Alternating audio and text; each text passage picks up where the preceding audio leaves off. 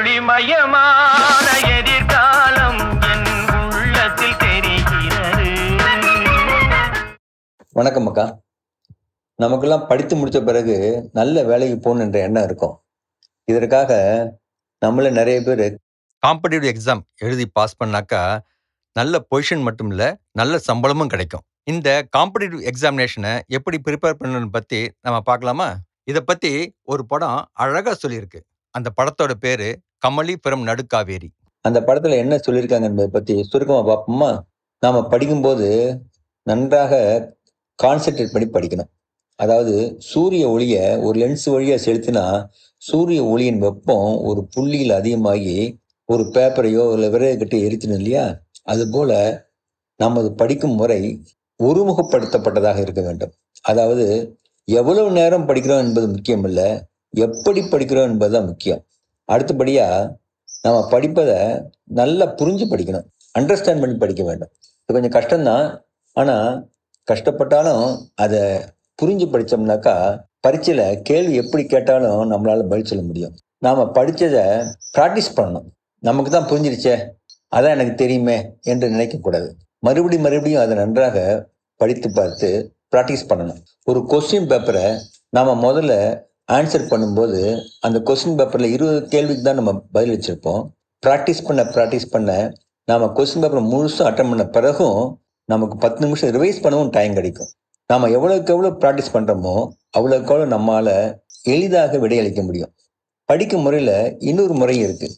அதாவது சில பகுதியில் நம்ம மனப்பாடம் பண்ணி ஆகணும். உதாரணமாக ஃபார்முலா, வருடங்கள், டிராயிங்கு இந்த மாதிரி எல்லாம். சில பகுதியில் ஃபார்முலாவோட அப்ளிகேஷனாக இருக்கும். ஃபார்முலா, டிராயிங்கு எல்லாமே எங்கெங்கெல்லாம் பயன்படுது என்பதை அப்ளை பண்ண வேண்டியிருக்கும். கிட்டத்தட்ட வேல்யூ அடிஷன் மாதிரி. அடுத்தது நாம் படிப்பதை அப்பப்போ ரிவ்யூ பண்ணணும். ரிவ்யூ பண்ணுறது என்ன, நாம் படிக்கும் திறன் எவ்வளோ உயர்ந்திருக்கிறது, எவ்வளோ படித்திருக்கிறோம், சரியான திசையாக தான் நம்ம போகிறோமா அப்படின்றத பற்றி ரிவ்யூ பண்ணுறது. நம்ம படிக்கும் திறனை அடுத்தவரோட படிக்கும் திறனோட எப்பயுமே ஒப்பிடக்கூடாது. ஏன்னா அடுத்தவனுக்கு ஒரு ஸ்கில் வேறு, நாலேஜ் வேறு, டேலண்ட் வேறு, அவங்களுடைய என்வைரன்மெண்ட் வேறையாக இருக்கும். நம்மளுடைய ஸ்கில் வேறையாக இருக்கும், நாலேஜ் வேறையாக இருக்கும், ஃபவுண்டேஷன் வேறையாக இருக்கும், ஈவன் ப்ரைம் டைம் கூட வேறையாக இருக்கும். அதனால் அடுத்தவர்கள் என்றைக்குமே நம்மோட கம்பேர் பண்ணக்கூடாது. ஆனால் நமது நேற்றைய நிலையோட இன்றைய நிலையை நம்ம ஒப்பிட்டு பார்த்துக்கணும். நேற்று நம்ம இவ்வளோ படித்தோம், இன்னைக்கு அதை விட எவ்வளோ கூட படிச்சிருக்கோம், நம்ம ஸ்டாண்டர்டு எவ்வளோ கூடி இருக்கு என்று நம்மளை நாமளே கம்பேர் பண்ணிக்கணும். இம்ப்ரூவ் ஆகிருக்கோமா இல்லையா என்று நம்மளை தெரிஞ்சுக்கணும்.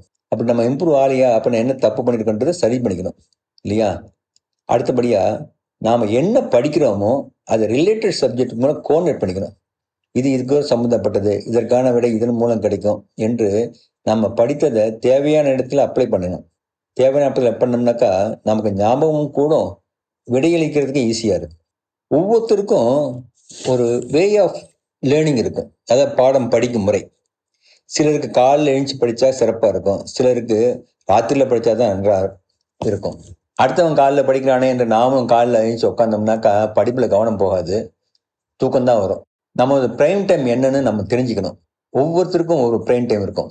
அந்த ப்ரைம் டைம் நம்ம எக்காரணத்தை கொண்டும் அரட்டையிலோ பொழுதுபோக்கிலோ வீணடிக்கக்கூடாது. அப்புறம் நம்ம இடையிடையே ரெஸ்ட் எடுத்துக்கணும். ரெஸ்ட்டுன்றதுக்கு நம்மளாம் என்ன நினைக்கிறோம்னாக்கா பொழுதுபோக்கு, ரெக்ரியேஷன் நினச்சிக்கிட்டு இருக்கோம்.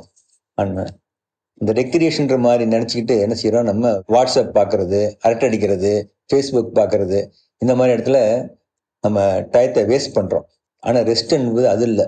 ரெஸ்ட் என்பது நாம் இப்போ என்ன செஞ்சிட்டு இருக்கோமோ அந்த வேலையில் இருந்து வேற வேலை செய்வது, அதுக்கு பேர் ரெஸ்ட்டு. நம்ம கதை படிச்சிருக்கோம் இல்லையா, மரம் வெட்டு வர இடையிடையே கோடாரி எத்திடிக்கிறார் இல்லையா, அது போல இப்படிலாம் செஞ்சாக்கா நமது இலக்கு நோக்கிய பயன் டைவர்ட் ஆகாது. நம்ம இலக்கணை அடைந்து வெற்றி கனியை சுவைப்போம். நாமும் இப்படி தேர்வுக்கு ப்ரிப்பேர் பண்ணி வெற்றி பெறுவோமா? மீண்டும் சந்திப்போம். இந்த பொதிகைச்சாலை எப்படி இருந்ததுன்னு கமெண்ட்டில் பதிவு பண்ணுங்க மக்கா. ஒளிமயமான எதிர்காலம் காண மீண்டும் அடுத்த பொதிகைச்சாலை சந்திப்போமா?